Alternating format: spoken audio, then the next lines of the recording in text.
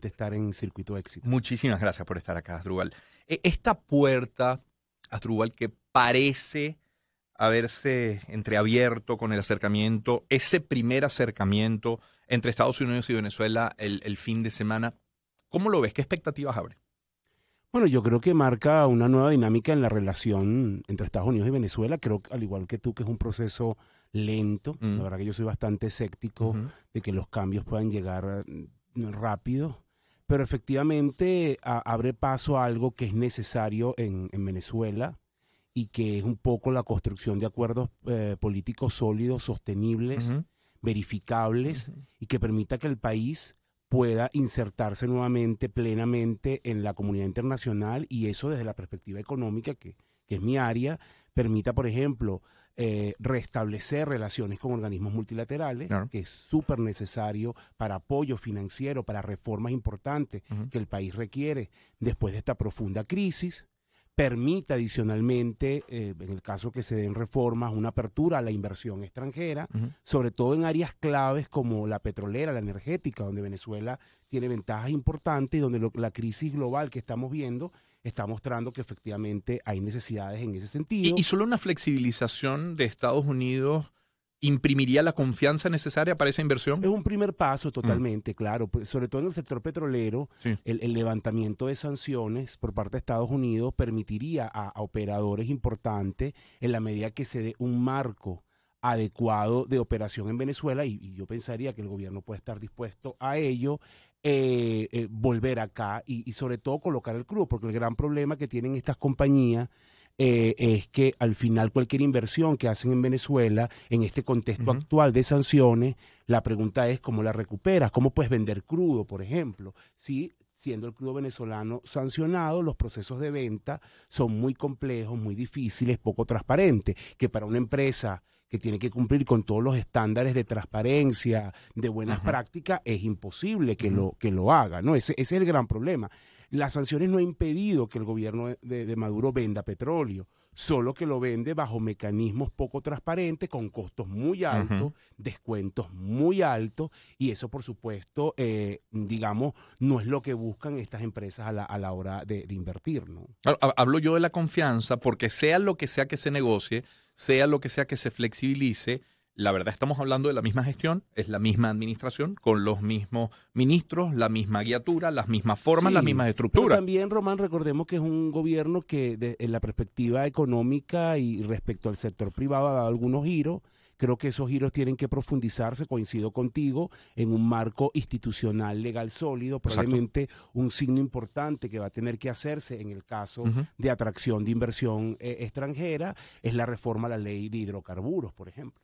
Eso tendría a lo mejor que ser un punto de partida para justamente reforzar ese elemento de confianza. Y luego hay toda una batería de leyes, pero como estamos hablando obviamente del sector energético, creo que ese es el tema medular, aunque incluso hay analistas a quienes yo respeto mucho que señalan que ese marco de apertura se puede dar con la ley actual, ¿no? Entonces también hay elementos para debatir, ¿no? Ahora, inmediatez no podemos esperar. O sea, no es que tú te sientas hoy, me refiero, Nicolás Maduro, Joe Biden, sus gestiones, sus emisarios, y le pasas un switch y de pronto mañana está produciendo 2.300.000 barriles. Yo lo que creo, no es así, porque Venezuela necesita inversiones. El sector petrolero está totalmente desmantelado, como el país. O sea, el sector petrolero sufrió lo mismo que sufrió el país. Este país se contrajo 80%. El sector petrolero, pues, la evidencia lo vemos yo solamente voy a mencionar dos cosas que son emblemáticas. La primera, la caída de producción, que es evidente. Después de haber llegado casi a 3 millones de barriles, hoy estamos por debajo del millón, y si llegamos al millón casi que lo celebramos. Eso te muestra el colapso. Y segundo, que buena parte de la gasolina que estamos utilizando o que utilizamos, porque de verdad que ya ha habido áreas de mejora, no la podíamos refinar nosotros mismos, cuando Venezuela era un exportador neto de gasolina. Es decir, no solamente producíamos lo que necesitábamos, sino que generábamos excedentes para el resto del mundo. Entonces esos son dos signos evidentes del colapso del sector. además que se han ido operadores relevantes, no tenemos relación con las grandes empresas contratistas del sector petrolero, la relación es mínima. Sí. Entonces sí hacen falta otros elementos, pero sí es un primer paso.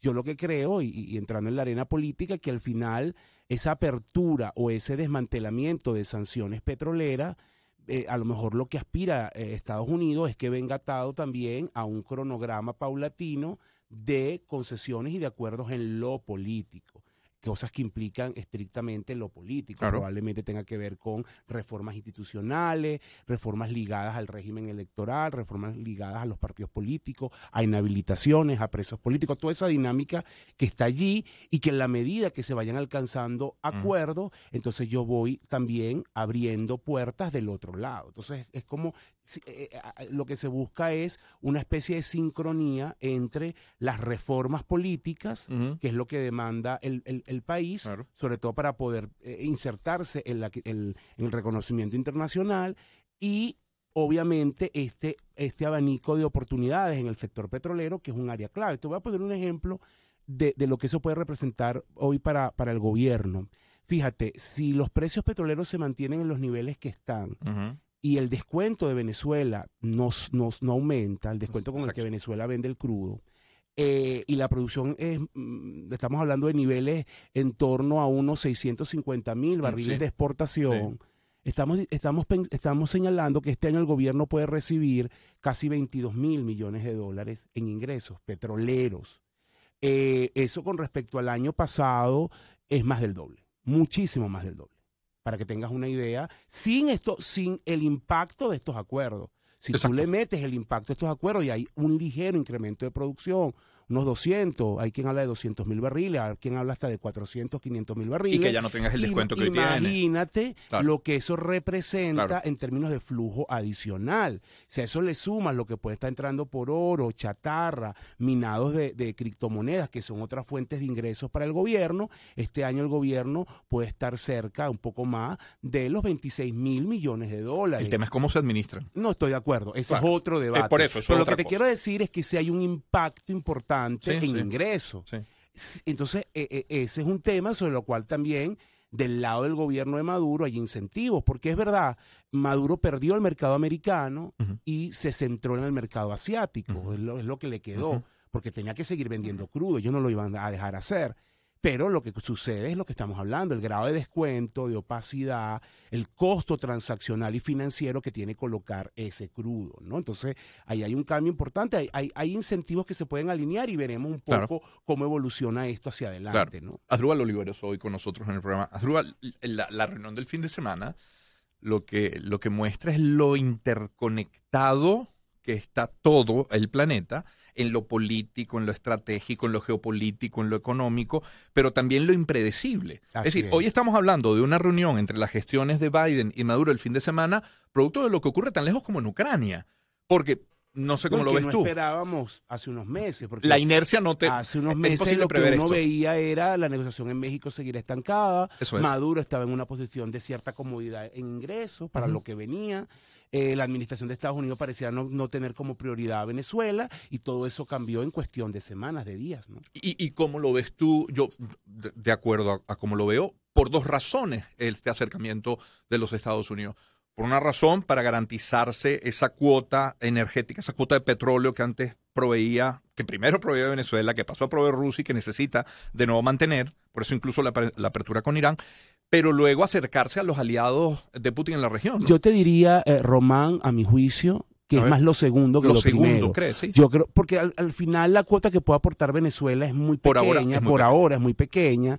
A lo mejor eso lo puede suplir otros países, el Canadá, por ejemplo, el mismo México, con los cuales Estados Unidos tiene un tratado de libre comercio, ¿no? Claro. Pero creo que el punto 2 sí es clave, es decir, tener un aliado cercano de Putin en América Latina a solo 3 horas de Estados Unidos en avión, obviamente es un tema de riesgo. Entonces yo creo que al final la estrategia es tratar de sacar de la órbita de influencia de Rusia a Venezuela. Yo creo que esa es la razón fundamental de este tema, ¿no? Sí. Por supuesto que lo primero es como la zanahoria, por lo que expliqué hace un momento, porque bueno, puede representar un flujo de ingresos importante para el gobierno al que tiene hoy, que ya de por sí viene mejorado. Es decir, lo potencia. Y esto hay que verlo porque el chavismo siempre, su lógica es la retención del poder de cara a una elección en 2024, donde probablemente estés dispuesto, y eso es parte de la negociación de México, a dar mayores garantías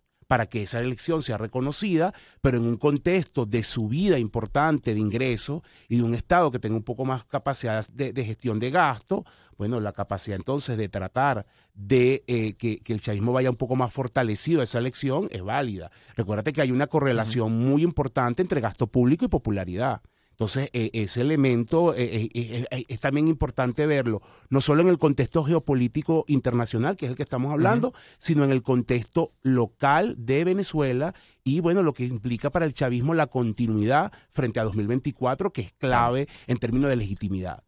Sé que es impredecible lo que voy a plantear, pero igual lo pongo sobre la mesa. Si esta reunión del fin de semana responde a esta coyuntura en Ucrania, cuando esa coyuntura en Ucrania pase, porque en algún momento va a pasar con el desenlace que sea, ¿puede volver a cambiar otra vez la visión de Estados Unidos para con Venezuela? Mira, en líneas generales sí, totalmente, ¿no? Yo creo que eso, y también va a depender un poco de los signos que dé el gobierno, ¿no? Y de si efectivamente esa ruta que se está planteando en términos de negociación llega a buen Claro, término o se estanca en algún claro, punto. Ya ha ocurrido en el pasado, así que claro, no es pecado ser escéptico, claro. ¿no?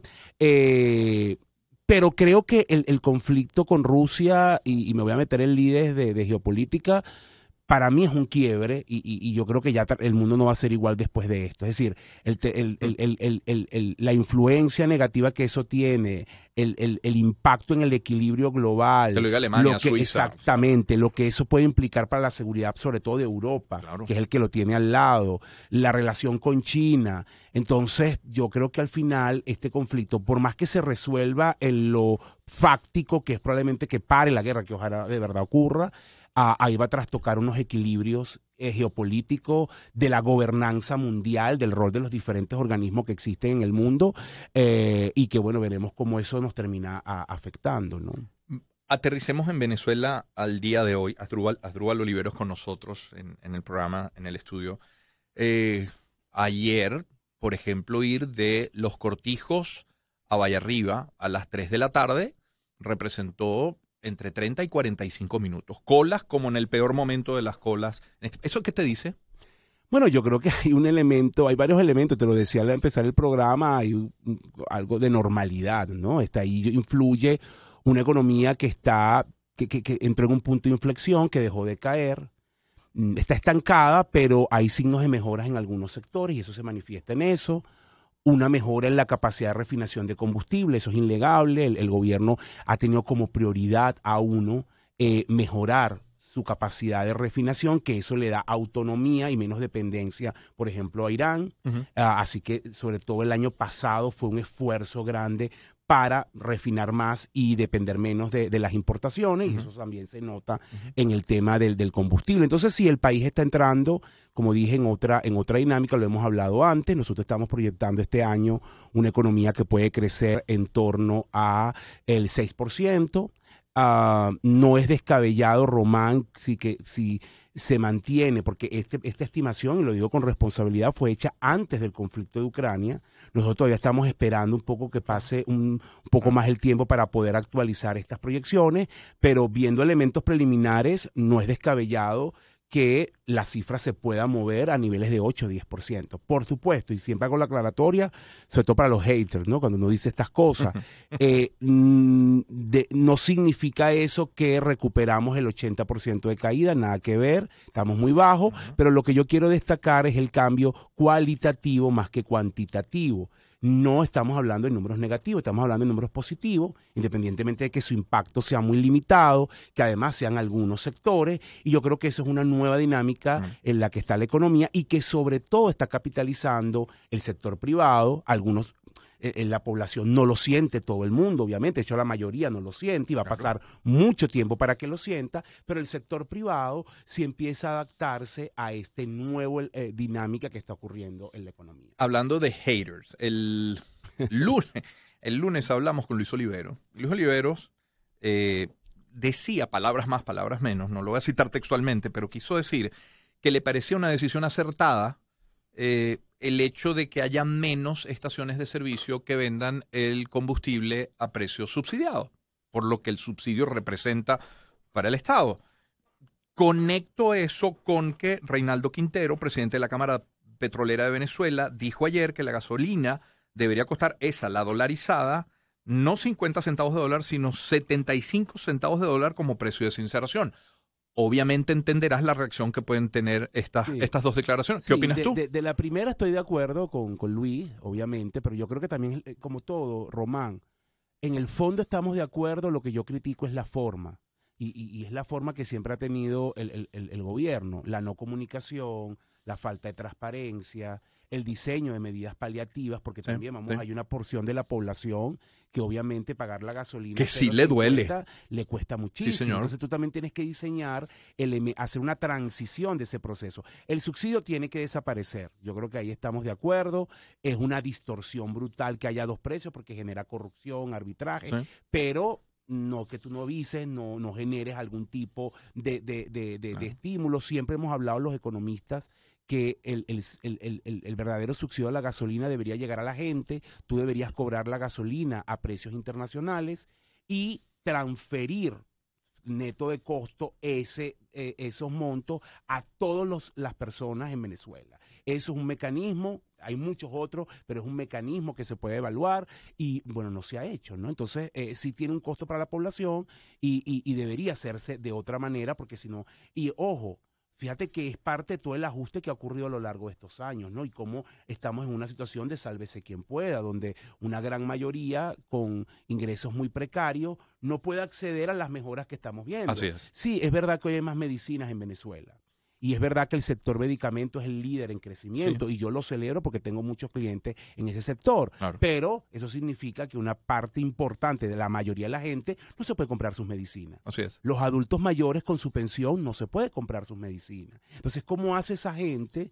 ¿Qué subsidio, qué ayuda tiene? Eso debería ser parte del rol del Estado. No existe, sobre todo para los adultos mayores. Entonces también creo que la clave está en el no diseño de políticas paliativas para esta eliminación. Y con lo segundo, habría que verdaderamente hacer un cálculo, probablemente lo que quería señalar la persona que comentaba la gasolina 0.75, es que si los precios internacionales se están moviendo al alza, tú deberías también, es cierto, deberías hacerlo, pero insisto, creo que hay que buscar mecanismos donde ese dinero, tú lo mencionabas hace poco, que es un poco que hacemos cómo se administran. Entonces aquí el debate también es cómo se administra lo que pagamos por la gasolina y que probablemente a lo mejor deberíamos nosotros recibirlo. Y aquí hay un cambio estructural que quiero comentar para cerrar ese punto y es que antes mucha gente decía, no, Venezuela es un país petrolero, aquí la gasolina tiene que ser más barata, es parte de nuestras ventajas. Exacto. Yo creo que eso ya no tiene sentido. En el sentido de que Venezuela ya es un país petrolero, pero un país petrolero disminuido, un país petrolero que le está costando muchísimo refinar su propia gasolina, que le cuesta y tiene que, obviamente, eso se tiene que reflejar en el precio, ¿no? Entonces es un punto también importante de ver. Y ese precio sea de 0.50 como es hoy, ni hablar de los 10 céntimos de bolívar el litro en las estaciones subsidiadas. Era un exabrupto también. Pero aún llevando a la 0.75 cuando, por ejemplo, en Europa se está marcando récord, cuando en Estados Unidos pasaste en 2 semanas de 2.90 a 4.15 y en algunos estados está en 7 y 8 dólares el galón. Sí, sigue siendo. Hay precio de sinceración. Sí, bueno, depende, Román, porque también el punto es, bueno, siempre comparar estas cosas con los niveles de ingresos de las personas en Venezuela. Imagínate si nosotros cobráramos el galón o el litro de gasolina en más de $1, $2, imagínate lo que eso sería para el bolsillo de la mayoría de las personas, ¿no? Entonces, pero sí, el tema, el rol del Estado, que lo vemos en diferentes países, es cómo aminorar el impacto de la población de ese costo energético, del alza de los commodities. Ese es un tema pendiente que tiene el chavismo de cara a esto. Pero yo creo que probablemente deberíamos ver movimientos en el precio de la gasolina, dado que, como tú señalas, los marcadores nacionales están muy desacoplados de los internacionales. Claro. ¿No? Asdrúbal, gracias por venir. De ese cuadro, ¿qué tema quisieras escuchar a esta hora para nuestra audiencia? Bueno, vale, mira, de todo, es que me la puse